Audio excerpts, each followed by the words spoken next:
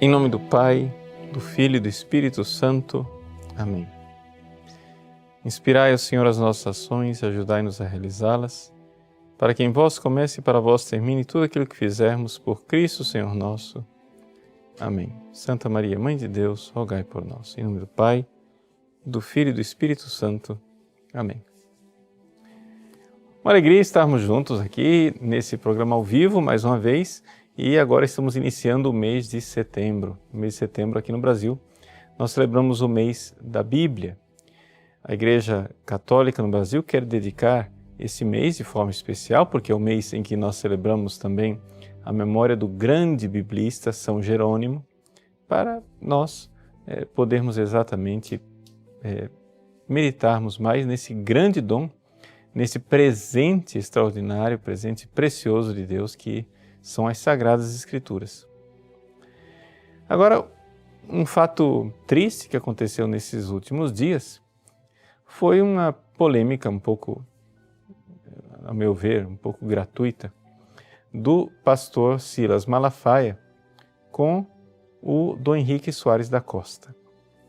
Veja, o pastor Silas Malafaia ficou perplexo diante de um ensino do Dom Henrique, em que o Henrique, gravando um vídeo ali para alguns amigos que estavam ali presentes, ele estava falando para um grupo de jovens, os jovens gravaram aquilo, e ele falando aquilo que é a doutrina católica, que sempre foi a doutrina católica a respeito das Sagradas Escrituras.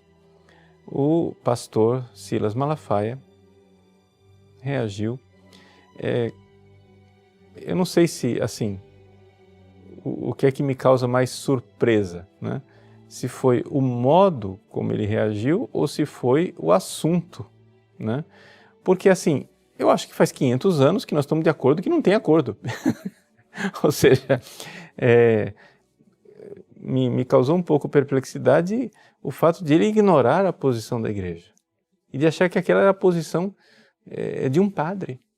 Não, aquela não é a posição de um padre, aquela é a posição do magistério da Igreja Católica faz 2000 anos. Vamos daqui a pouco dizer do que é que se trata, quem não assistiu o vídeo, saber qual é o conteúdo. Mas eu gostaria de dizer logo no início desse programa que nós vamos então refletir sobre qual é o relacionamento entre igreja e Bíblia, não é?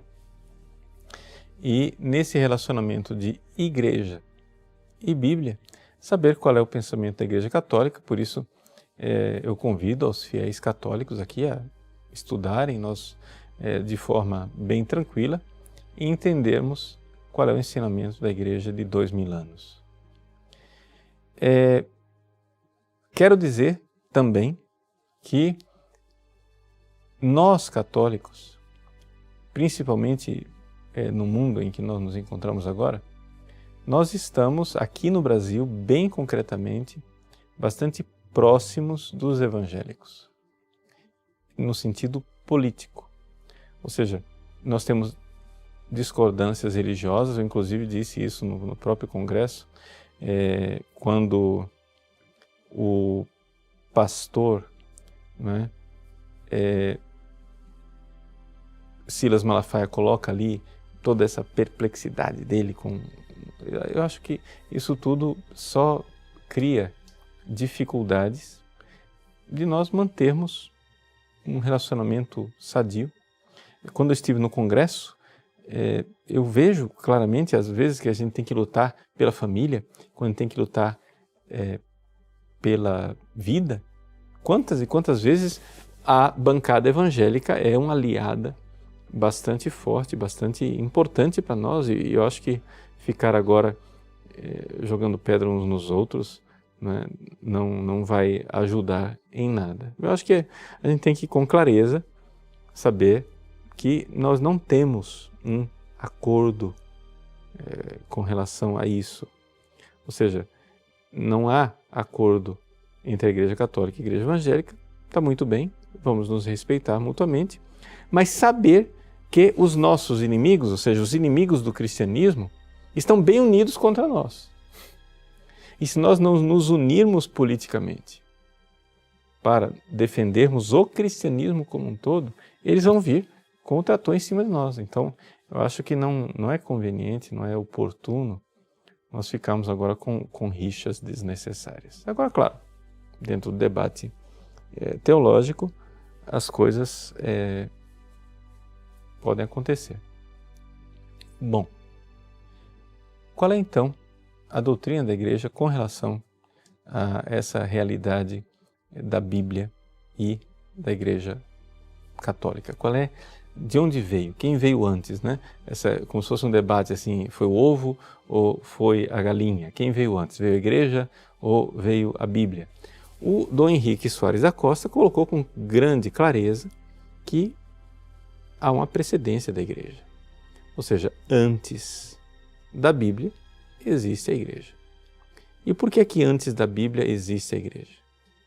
Por uma razão muito simples. Porque a Igreja Católica, né, compreende que nós só aceitamos a autoridade das Sagradas Escrituras exatamente porque é o que foi recebido pela tradição da Igreja e pelo magistério. Vejam, aqui vamos colocar as coisas com clareza. Veja só, o pastor Silas Malafaia comete um grave erro de lógica. Aquilo que a gente chama de o sofisma do termo médio. Qual é o silogismo, qual é o raciocínio do pastor Silas Malafaia? É o seguinte: Jesus é a palavra de Deus. Jesus é anterior e é mais importante do que a Igreja. Conclusão: a palavra de Deus é anterior e mais importante do que a Igreja. Sim, só que acontece o seguinte: o problema é que, uma vez você considera a palavra de Deus como sendo o Verbo eterno, a segunda pessoa da Santíssima Trindade, e outra vez você considera a palavra de Deus como um livro, as Sagradas Escrituras. Ora, é evidente que isso aqui é um sofisma. É evidente que todos os católicos estão de acordo com os evangélicos quando nós dizemos que a palavra de Deus, a segunda pessoa da Santíssima Trindade, que se encarnou, é muito mais importante do que a Igreja, porque ele é a cabeça da Igreja, ele é a origem da Igreja, e sem Jesus Cristo não haveria Igreja. Sem a palavra de Deus não haveria Igreja. Mas nós não estamos discutindo a respeito da palavra de Deus. Se você for prestar atenção no vídeo do Dom Henrique, o Dom Henrique não usa a expressão palavra de Deus, ele usa Bíblia, ele usa Sagrada Escritura, não é? Portanto, não vamos aqui confundir as coisas, não é? Ou seja, a Igreja, ela nasce da palavra de Deus, porque a palavra de Deus é uma pessoa. Essa pessoa é Jesus Cristo. Então a Igreja nasce da palavra de Deus, que é Jesus Cristo. Ele é o esposo da Igreja. E, portanto, a Igreja divina, né, que saiu do peito aberto de Cristo, como Eva saiu, né, do lado de Adão, a Igreja, ela realmente tem essa realidade de dependência do Cristo. Mas acontece que Jesus morreu, ressuscitou, subiu aos céus, enviou o Espírito Santo, veio à igreja em Pentecostes e Jesus não deixou nenhuma linha escrita. Eu tenho aqui uma cópia grega, original grego, do Novo Testamento. Aqui estão, nesse livrinho aqui, estão os 27 livros do Novo Testamento. O que está aqui é totalmente, absolutamente igual, tanto para os católicos como para os protestantes. Não há nenhuma discussão a respeito dos 27 livros do Novo Testamento. Tanto católico como protestante aceitamos os 27 livros do Novo Testamento. Portanto, eu vou deixar de lado a discussão a respeito do Antigo Testamento. Por quê? Porque nós, católicos, pegamos uma lista que é mais parecida com a lista da Septuaginta, e os protestantes pegaram a lista judaica. Não vamos entrar nessa discussão aqui.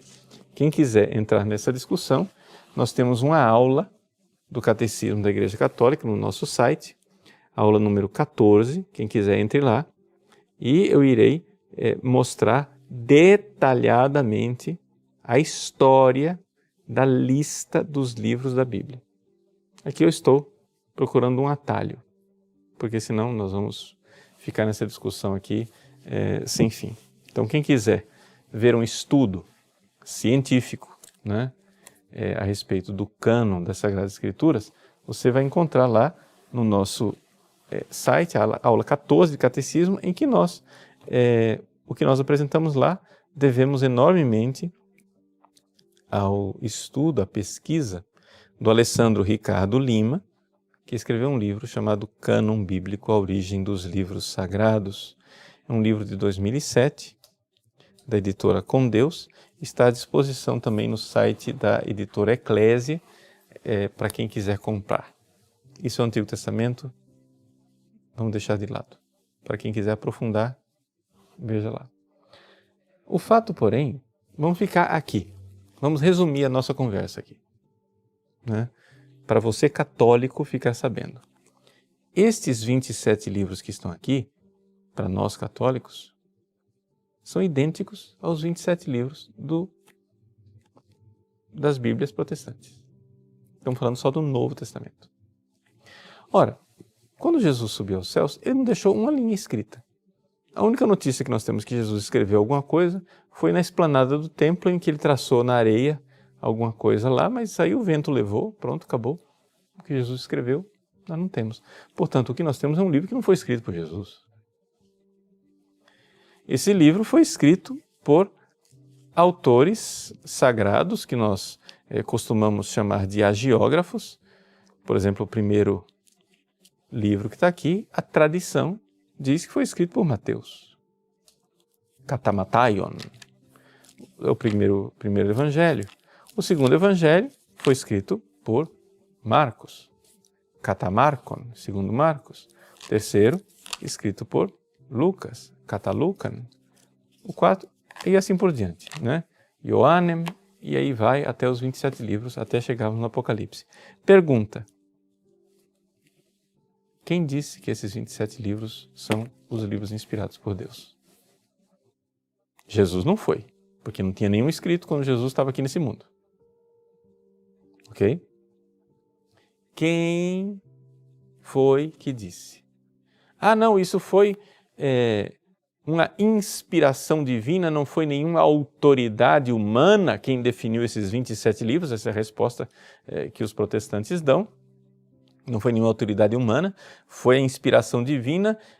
Sim, mas a inspiração divina inspirou quem? Quem? As pedras, as flores do campo, as árvores, os chimpanzés da África. A inspiração divina inspirou quem? Ah, foi uma unanimidade. Não é a verdade histórica. O pastor Silas Malafaia, me desculpe, o senhor perde até um pouco assim a moderação e diz, porque quando o povo descobrir a palavra... Bom, o povo tem acesso à palavra. As Bíblias estão aí nas bibliotecas, nas livrarias, quase toda casa tem uma Bíblia. O povo não precisa descobrir a Bíblia. O que o povo precisaria descobrir é a história da Bíblia, e é isso que está escondido do povo. O que o povo precisa descobrir é que a Bíblia não caiu do céu de paraquedas. Não é? Como foi que apareceram esses 27 livros? Quem fez essa lista? Foi uma batalha das mais encaniçadas durante séculos. Nos primeiros séculos da Igreja, havia os gnósticos, que queriam introduzir muito mais do que esses 27 livros. Queriam colocar, por exemplo, qual é o grande trunfo do Dan Brown no seu Código da Vinci?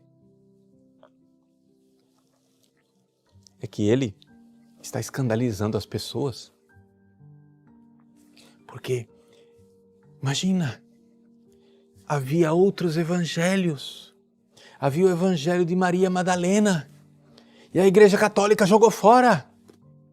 Vejam. Sim, e daí? Nós católicos sabemos disso há 2000 anos. É evidente que havia muito mais evangelhos do que esses 4 que estão aqui. Havia o Evangelho de Maria Madalena, o Evangelho de Tiago, os Evangelhos da infância, havia o Evangelho Carpocraciano de São Marcos, havia tantos outros evangelhos. Outras epístolas, como a Epístola de Barnabé, outros atos dos apóstolos, não é? E não entraram na Bíblia. Mas não entraram na Bíblia por quê? Os gnósticos, eles queriam colocar tudo isso dentro da Bíblia. Eles queriam colocar lá o Evangelho de Maria Madalena, que fala que Jesus beijou Maria Madalena, que Maria Madalena era a discípula amada de Jesus, etc, etc. A igreja não aceitou esse Evangelho como sendo canônico, ele não é inspirado, ele não é palavra de Deus. E enquanto os gnósticos queriam colocar muito mais livros aqui, havia outros, né? Como os marcionitas, que seguiam o herege Marcião, que queriam tirar. Eles queriam, não era 4 evangelhos, eles só aceitavam o evangelho de Lucas. E ainda com censuras, ainda tiravam uns pedaços de Lucas. Aceitavam só as cartas de São Paulo e o resto jogaram fora. Então, quer dizer, se fosse por Marcião, seriam muito menos livros. Se fosse pelos gnósticos, seriam muito mais livros. E esse debate, esse arranca-rabo, essa disputa, né, ela foi uma disputa encaniçada durante séculos. Vamos lá. Você, fiel católico, me diga, quem foi que fez a lista dos 27 livros do Novo Testamento? Eu não estou querendo entrar no debate do Antigo Testamento, porque levaria a gente muito longe, essa história lá, debate com os protestantes. Vamos ficar no acordo, nós estamos de acordo.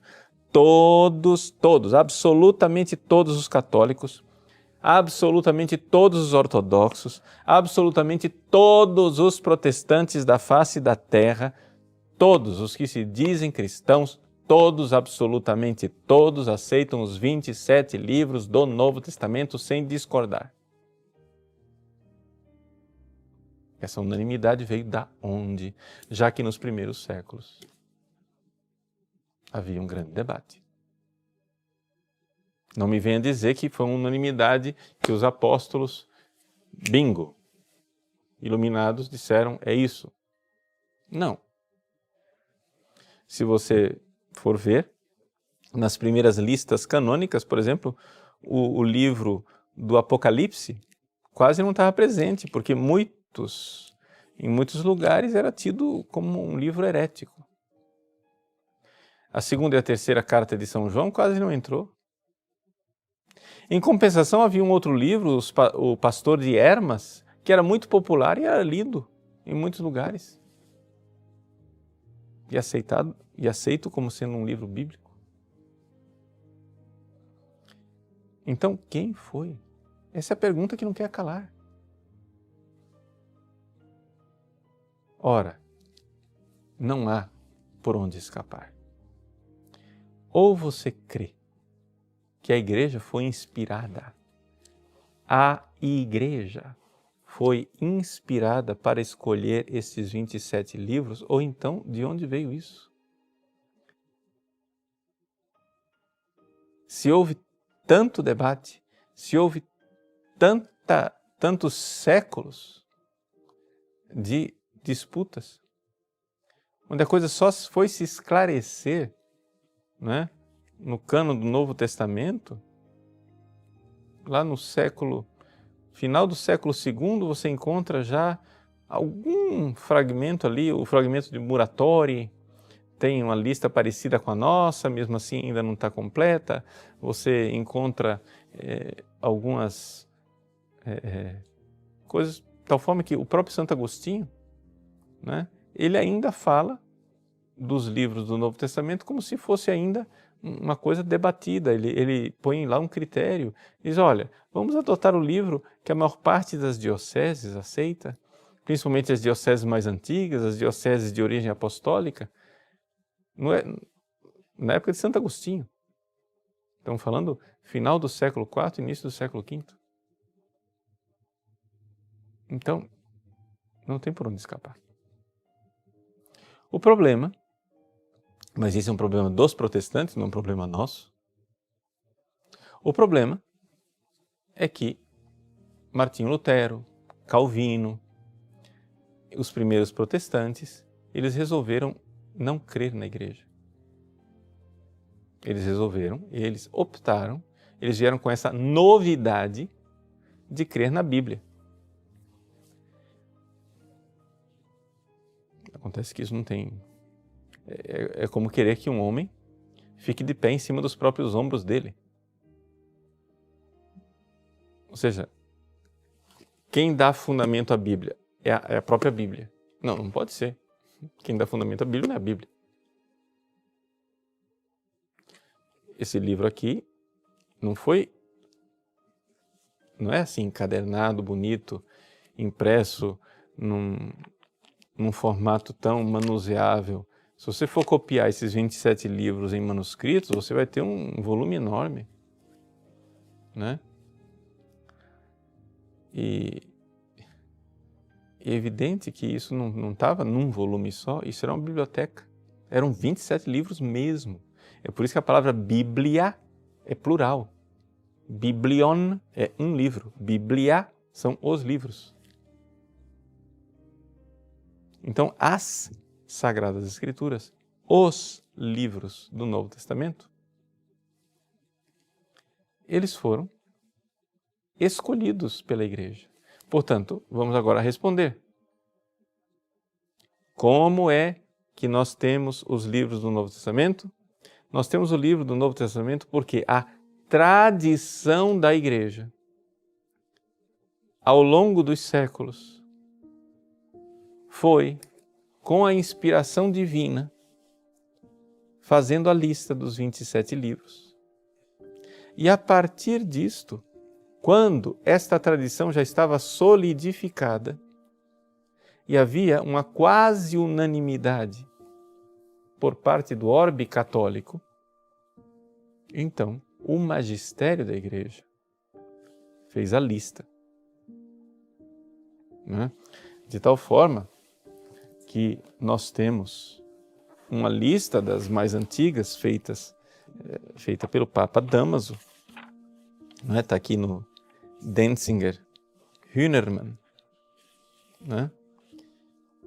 Em que ele coloca, pode olhar lá no número 179 do Denzinger Hühnermann, os livros, né, das Sagradas Escrituras.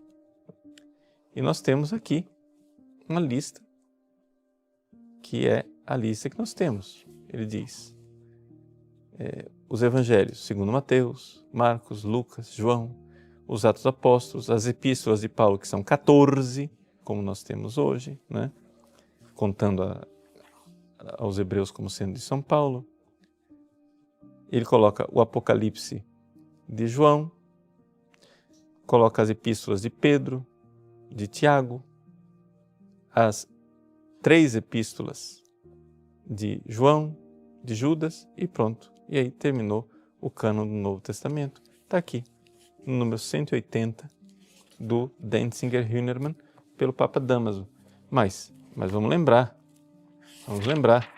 né? Está aqui, o Papa Damaso, né? Ele foi Papa, e essa lista aqui do cânon, do Decretum Damasi, é do ano 350. Nós estamos aqui no 4º século. Então, veja só, que coisa, né? Nós temos que crer na igreja. Ou seja, houve uma tradição e depois o magistério bateu o martelo. Então, veja, quais são as fontes da revelação divina? É a Bíblia e é a tradição. Mas antes que a Bíblia existisse, havia a tradição.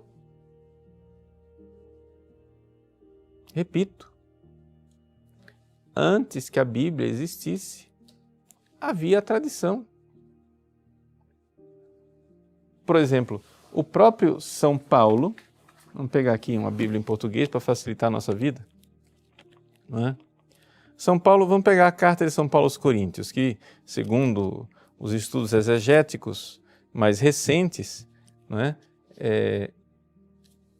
Foi escrita mais ou menos no ano de 52 depois de Cristo. 52 depois de Cristo, vamos fazer as contas, estamos falando aí de 20 anos depois que Jesus, 19, mas 20 anos para arredondar, 20 anos depois que Jesus tinha morrido, ressuscitado e subido aos céus.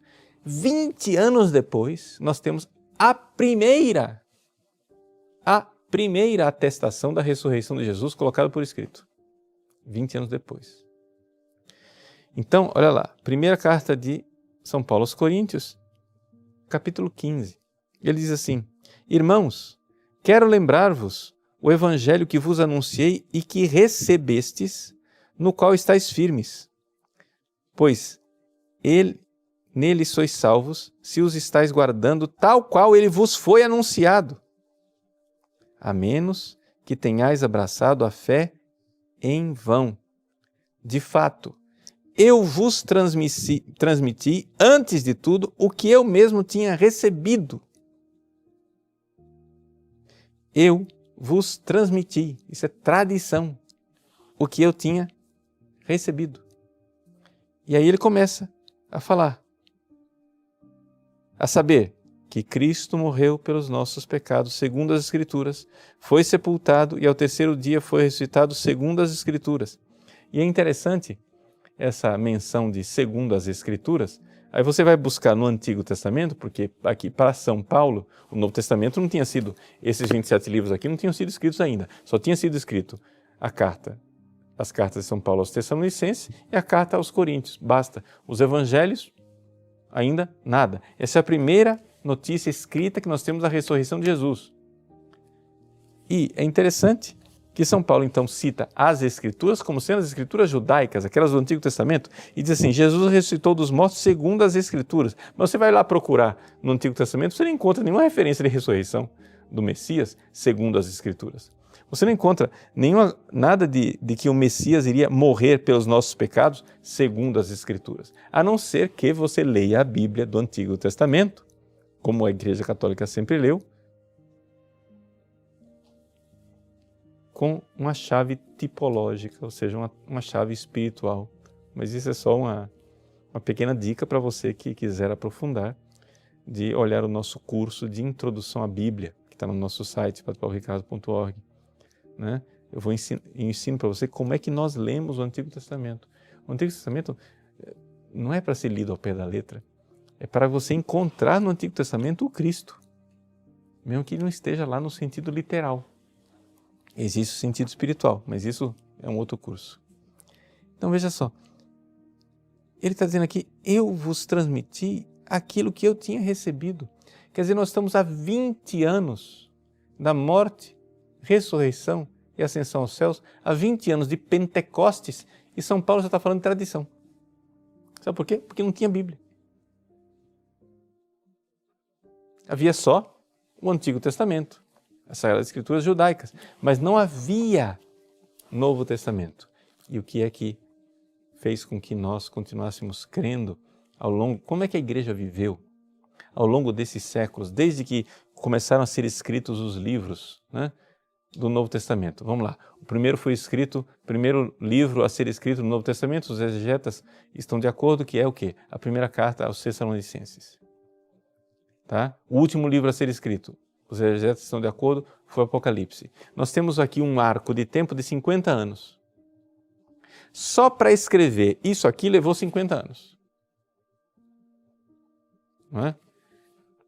Mas são 50 anos em que esses livros foram escritos e estavam espalhados por muitos lugares. Não é? Esses livros estavam espalhados. São João escreveu o Apocalipse para as igrejas da Ásia. Né?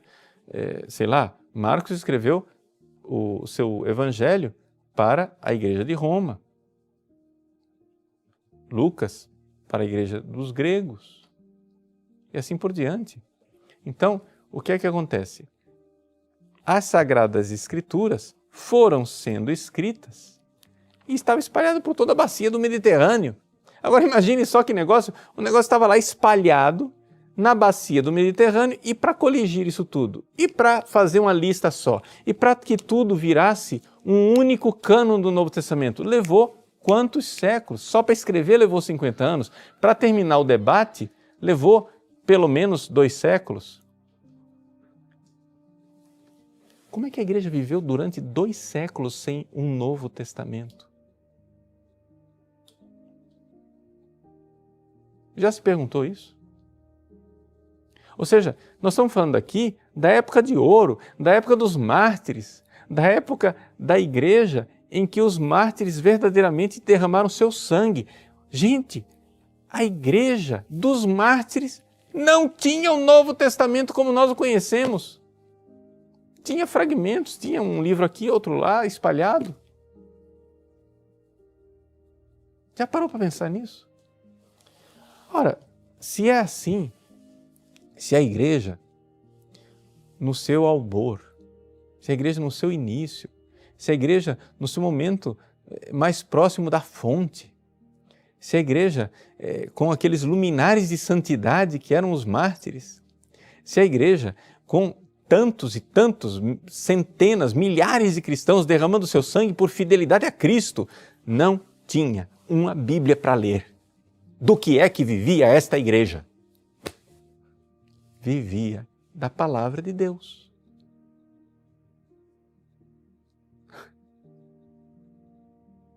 Mas a palavra de Deus não é a Bíblia. A palavra de Deus é o Cristo. E quando ele subiu aos céus e enviou o Espírito Santo, ele veio fazer morada em nós. Portanto, a igreja, corpo vivo de Cristo, vivia neste mundo.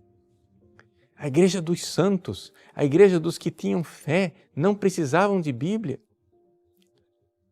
Esse princípio da sola Escritura, ele é tão alheio à tradição e à história da igreja, que ninguém jamais poderia sequer pensar de dizer a Bíblia é o único critério da fé, antes de acontecer um fenômeno que aconteceu antes do nascimento de um rapaz chamado Martinho Lutero. Porque antes de Martinho Lutero nasceu Gutenberg. Antes de Martinho Lutero, Gutenberg inventou a imprensa. E então, a partir daí, tudo bem, ótimo, né? Se a sua igreja nasceu há 500 anos atrás, quando nasceu a imprensa, então eu entendo que a sua igreja precise tanto de volumes impressos, escritos. Mas aí eu pergunto para você, como é que a igreja viveu os outros 1500 anos, se não tinha imprensa? Fica fácil Lutero, com um instrumento chamado imprensa, dizer que agora precisamos colocar uma Bíblia na mão de todos os cristãos, para que todos os cristãos façam o livre exame das Escrituras. Está fácil. Por quê? Porque afinal, você tem imprensa. Mas você só pôde imprimir a sua Bíblia, Lutero, porque monges católicos durante séculos fielmente copiaram essa Bíblia, onde uns manuscritos iam ficando velhos e se deteriorando, e eles já iam escrevendo e copiando em outros, de tal forma que, se não fossem esses copistas, nós não teríamos Bíblia.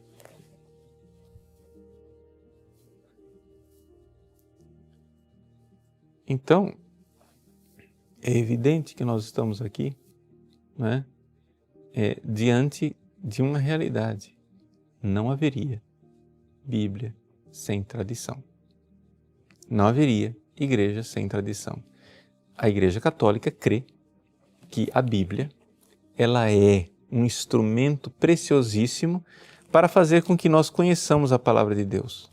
Gente, o que seria de nós sem a Bíblia? O que seria de nós sem a Bíblia?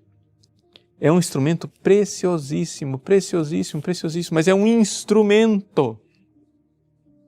um instrumento para nós termos acesso àquilo que é a revelação divina que chega até nós pela Bíblia e pela tradição, pela Sagrada Escritura e pela tradição como fontes da revelação divina. E o que é que diz que a tradição é a verdadeira e autêntica tradição da Igreja? E o que é que diz que a Bíblia é a verdadeira e autêntica Bíblia da Igreja? É o selo do magistério, que é o servidor dessas duas fontes. Então, a coisa só fica de pé se houver um tripé. O tripé não é sola Escritura, um pé só não sustenta. Os 3 pés são tradição, Sagrada Escritura e magistério. A tradição, ela precede, porque ela é a própria vida da Igreja. Depois, a tradição foi colocando, por inspiração divina, por escrito, alguns livros. Esses livros espalhados depois foram sendo escolhidos pela própria tradição, a própria Igreja iluminada ia escolhendo esses livros, até que finalmente, quando se chegou a um quase consenso, o próprio magistério chegou e disse, não, são esses 27 livros, sim. E a partir destes 27 livros, nós temos o cânon do Novo Testamento. Essa é a história da Bíblia, pelo menos no Novo Testamento, naquilo que é o que nós temos de principal e de mais importante. Portanto, a palavra de Deus é Jesus, encarnado, o Verbo encarnado. A Sagrada Escritura é um instrumento para fazer com que nós possamos ter acesso a Jesus. Por quê? Porque Jesus vive nos membros da sua igreja. Ele está vivo nos membros da igreja. É por isso que no caminho de Damasco, São Paulo ouve de Jesus, Saulo, Saulo, por que me persegues? Mas Saulo não estava perseguindo Jesus? Absolutamente não. Jesus já estava no céu há muito tempo. Saulo estava perseguindo os cristãos. E Jesus diz, eu sou Jesus a quem tu persegues. Veja que coisa fantástica. Não é? Eu sou Jesus a quem tu persegues. Então essa é a realidade mais importante que nós temos. Não é? Do Cristo, que realmente está vivo na vida da igreja. E então, aqui nós temos Jesus, que vivo nos seus fiéis, está falando conosco o tempo todo, e a Bíblia, então, é uma ocasião extraordinária de nós prestarmos atenção ao que o Cristo está dizendo dentro de nós. Como diz Santo Tomás de Aquino, existe a palavra externa que está aqui, nesse livro, está na pregação, está na vida de um santo, está na tradição da igreja. A palavra externa que ecoa lá fora na história, ela ecoa lá fora para fazer com que nós prestemos atenção na palavra interna do Cristo vivo na vida da igreja que está falando a cada um de nós. Então, é esse o caminho. É assim que nós temos Bíblia e igreja. Ou seja, Jesus é a palavra de Deus. Essa palavra encarnada, ela tem um corpo, que é a igreja. E este corpo, vivendo, não é, a partir da palavra, foi quem escreveu os 27 livros do Novo Testamento. Foi quem escolheu esses 27 livros. Não é? E aí que nós temos a Bíblia tal qual nós a conhecemos. Começamos com a pergunta do Davi Vasconcelos. Padre, além da oração, com as leituras diárias disponibilizadas pela igreja, como ter mais intimidade com a Bíblia? Veja, Davi, uma das coisas que talvez possa parecer estranho, seria importante você, em primeiro lugar, né, ter intimidade com aquilo que é a vida espiritual da igreja. Então, a vida dos santos é muito importante. Além da vida dos santos, livros como A Imitação de Cristo, etc., são livros que vão fazer com que você tenha intimidade com a luz sobrenatural. Ou seja, é importante que você, em primeiro lugar, na sua vida de oração, faça a experiência, não é, de ser iluminado pela luz sobrenatural. Por quê? Porque é uma experiência básica e fundamental para a vida espiritual. Se você quiser saber um pouco mais sobre isso, nós temos vários cursos aí falando. Um deles é o Ensina-nos a Orar, mas também o curso nosso sobre o caminho de perfeição de Santa Teresa. É importante que você tenha uma vida espiritual e a partir dessa vida espiritual você se acostume a receber a luz do Cristo ressuscitado. Uma vez que você começou a ter essa experiência dessa luz que te ilumina, aí você começa, então, você pode então ler as Sagradas Escrituras. Mas para ler as Sagradas Escrituras, é necessário também, muitas vezes, você ir atrás de alguns comentários ou exegetas, né, conhecidos, doutores da igreja.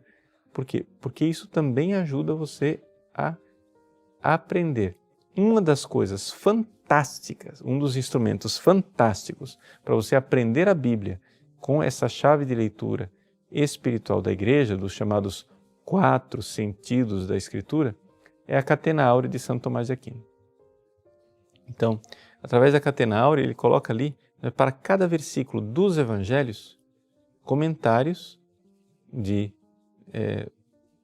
padres da igreja, e através desses comentários, você vai lá e consegue ver como que se lê. Então você medita aqueles comentários, mais do que ficar somente no texto das Sagradas Escrituras. Porque aí você aprende a ler com a igreja. Né? Felipe Melo. Padre Paulo, quais os critérios básicos para interpretar a Bíblia como a igreja interpreta? Felipe, veja, aquilo que eu estava dizendo. A igreja, ela interpreta a Bíblia no chamado sentido literal e sentido espiritual. Portanto, nunca nós devemos ler a Bíblia somente no sentido literal. Infelizmente é isso que fazem os exegetas modernos. Eles pegam a Bíblia como se fosse um livro do passado e destrincham aquilo. Mas o sentido literal, embora ele seja muito importante, Santo Tomás de Aquino diz que o sentido literal é a base de tudo, em cima dele nós temos que enxergar os outros sentidos chamados sentidos espirituais. O sentido espiritual, eles são basicamente 3. O sentido moral, em que eu consigo ver ali naquilo que está sendo narrado uma norma de vida, como eu devo me comportar. Depois, um chamado sentido alegórico. No sentido alegórico, você vai buscar sempre Jesus. Você deve procurar sempre Jesus que está ali, né? E que, embora não esteja explicitamente presente, a igreja sempre viu Jesus presente. Então, por exemplo, na criação do homem, eu citei aqui no bloco passado, sei lá, Adão dormiu e Deus tirou Eva do lado de Adão. O Cristo dormiu na cruz e Deus tirou do lado do Cristo, que brotou água e sangue, a igreja. Noé entrou na arca, a arca era de madeira.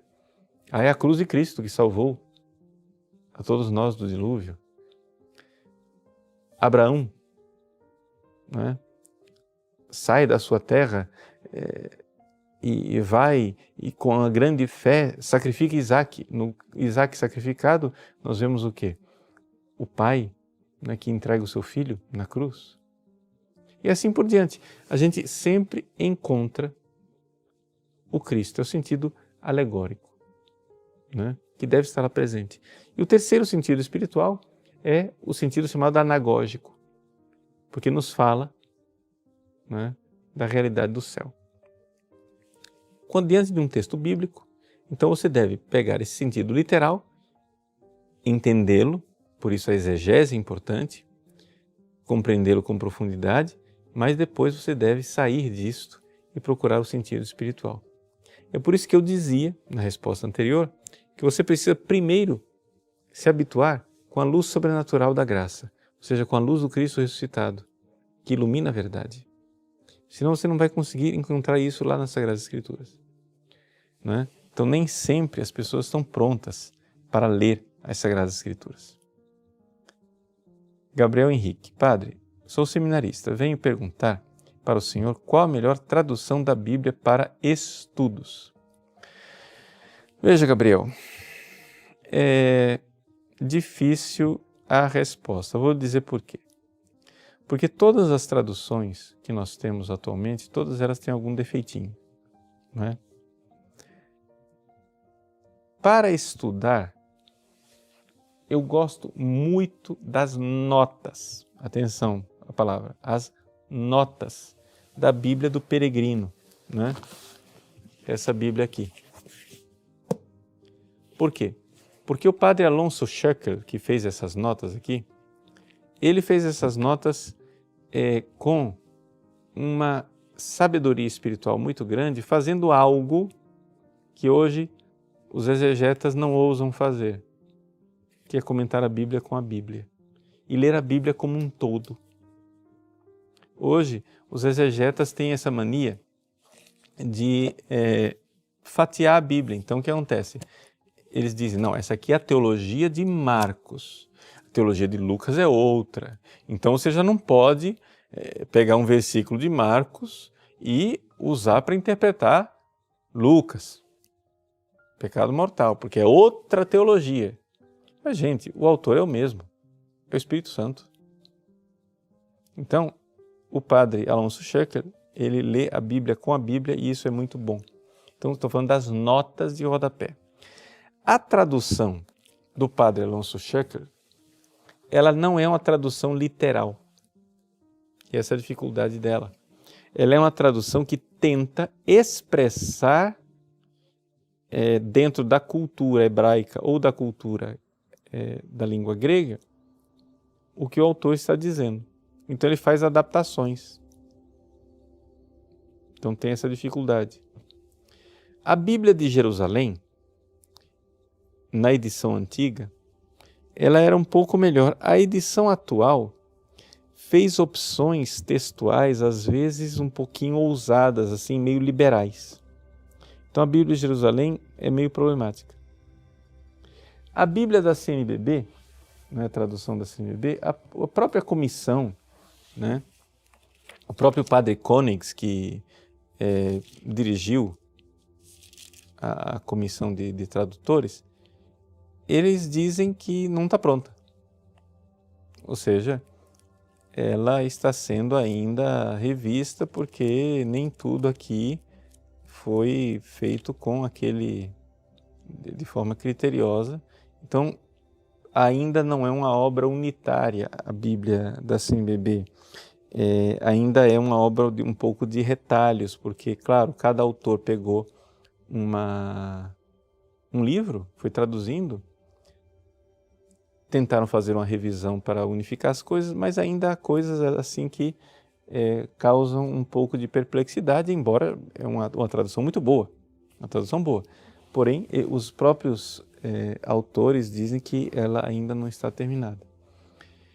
A Bíblia da Ave Maria, ela tem um quê interessante, porque ela tenta ficar naquilo que são as formulações mais tradicionais que nós estamos acostumados.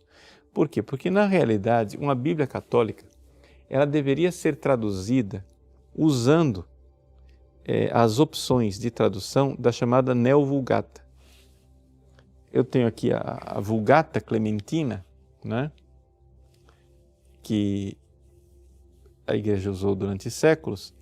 Esse texto aqui da Vulgata, ele foi revisto depois do Vaticano II pelos exegetas, nas opções textuais, etc., etc., e se tornou, então, o que nós chamamos de Neo-Vulgata. Eu não trouxe aqui a Neo-Vulgata, eu só me lembrei quando cheguei aqui hoje, podia ter trazido para vocês verem a Neo-Vulgata, tenho lá em casa. Mas a Neo-Vulgata, ela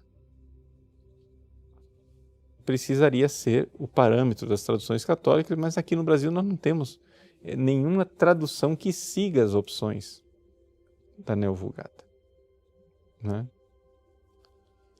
Então, assim, na verdade a gente tem que meio que cotejar entre as várias traduções e terminar fazendo uma opção.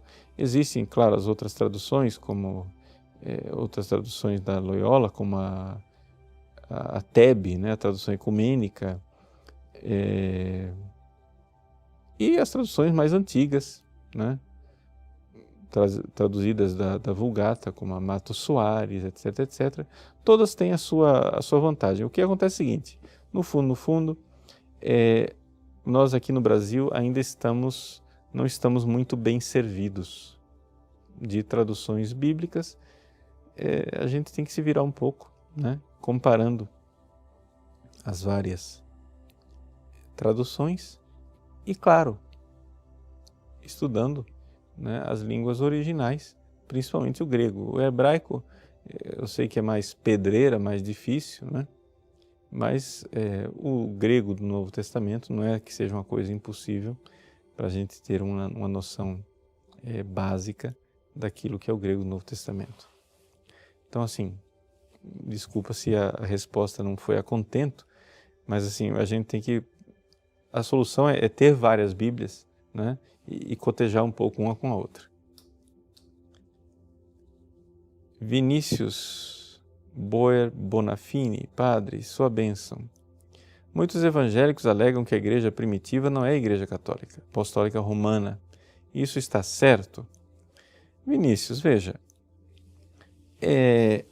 uma coisa é certa: a igreja dos primeiros séculos não era evangélica, ou seja, não era protestante. Se você for pegar, por exemplo, as cartas de Santo Inácio de Antioquia, que é um mártir do primeiro século, do primeiro para o segundo século,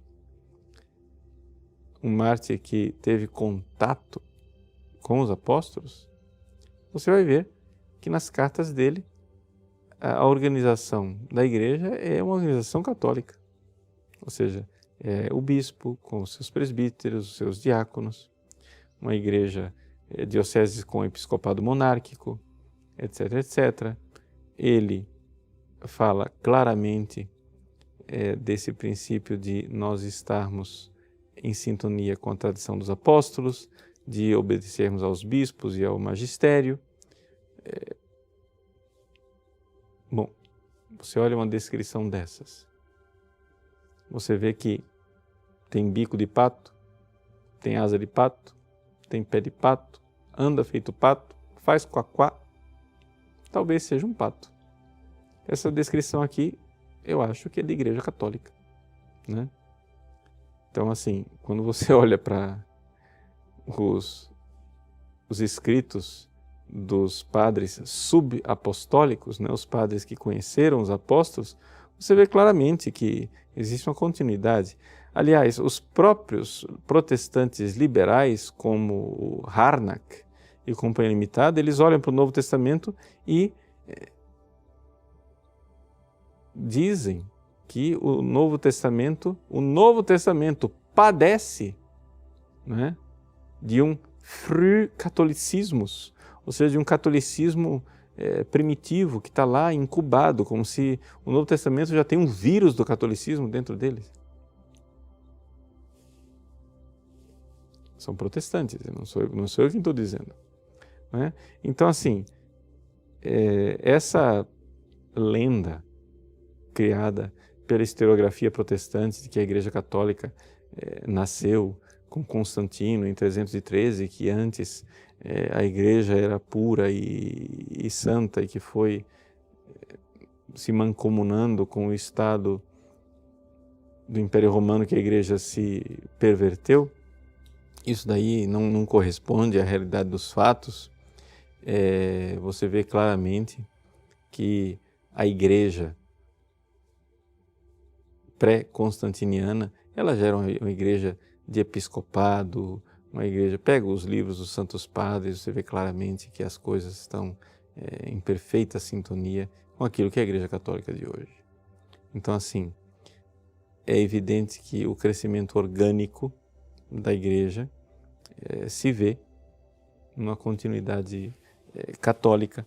Então, assim, dizer, não é a igreja primitiva, não, eu não gosto muito da palavra igreja primitiva, porque parece uma igreja imperfeita, né? Um negócio meio primitivismo, não. A igreja dos primeiros séculos, dizer que ela não é católica, né? Fica meio difícil, porque os livros, a atestação, é tudo tão parecido com a Igreja Católica. Uma coisa muito certa, quando você estuda os primeiros padres, você termina fazendo o itinerário de Newman. O cardeal Newman, que era protestante, ele mesmo disse, os padres me fizeram católicos. Os santos padres, vai lá e estuda os santos padres, que protestante você não fica. Se você for estudar os autores dos primeiros séculos, os santos padres da igreja, protestante você não fica. Isso é certeza mais absoluta. Então, dizer que não é a católica, paciência. Ricardo Rodrigues. Padre, sua bênção. Os evangelhos apócrifos, como o de Maria Madalena, foram realmente escritos por quem eles são atribuídos? Ricardo, certamente não, porque são tardios. Não é? Eles são evangelhos que surgiram bastante, assim, pelo menos um século depois dos evangelhos canônicos. E a igreja fez muito bem ao escolher os evangelhos. É interessante como as pesquisas exegéticas nos mostram como a igreja escolheu bem. Realmente, você não encontra nenhum evangelho mais antigo do que os evangelhos que são os evangelhos canônicos. Todos os outros são mais recentes, são obras mais fantasiosas e de data posterior. Rinaldo Braga. Padre, boa noite. Sua bênção. Qual a importância da tradução de São Jerônimo, a Vulgata, para o latim? E foi a partir dela que as outras traduções ocorreram ou buscaram-se textos originais? Bom, Rinaldo, veja, a primeira coisa é que a Vulgata não foi traduzida por São Jerônimo. Isso não é correto dizer historicamente. A Vulgata, ela é uma tradução anterior a São Jerônimo, que já existia, e o Papa Dámaso pediu a São Jerônimo que ele cotejasse e fizesse uma limpa aí para fazer com que o texto da Vulgata estivesse mais próximo do texto grego da Septuaginta. Portanto, os textos com os quais São Jerônimo trabalhava eram estes aqui, em grego. São Jerônimo não sabia hebraico na época que ele trabalhou com a Vulgata, porque ele não tinha ainda ido para a Terra Santa para ter aulas de hebraico. Então, na verdade, ele não traduziu a Bíblia. Ele pegou um texto, a Vetus Latina, né, que já existia, e corrigiu algumas imprecisões da tradução, e foi assim que surgiu a Vulgata. A Vulgata também, ela, ao longo dos séculos, sofreu algumas variações, de tal forma que foi depois a Vulgata Clementina que tornou-se o texto oficial da Igreja durante séculos. Porém, com o Vaticano II, se pediu que se revisasse, porque a ciência bíblica ela progrediu, e se revisasse esse texto da Vulgata a partir dos textos originais. E então se tem a chamada Neo-Vulgata. Hoje, aqui no Brasil, eu não conheço nenhuma tradução que realmente se calque a partir da Neo-Vulgata. Também porque a maior parte dos biblistas, hoje em dia, já não sabem mais latim como deveriam. Né? Ou seja, os biblistas estudam grego e hebraico. Para fazer uma tradução da Neo-Vulgata, você precisaria saber latim. Né? Então, está faltando latinistas. Então, a maior parte das traduções que nós temos, pelo menos naquilo que elas dizem que vem dos textos originais grego e hebraico. Não é? Então é essa a coisa que nós temos aqui no Brasil, tá bom? Então foi uma alegria estarmos juntos aqui, de debatermos e conversarmos a respeito desse tema tão importante no início deste mês, que é o mês de setembro, o mês da Bíblia, tá bom? Deus abençoe você até a semana que vem, se Deus quiser. Em nome do Pai, do Filho e do Espírito Santo. Amém.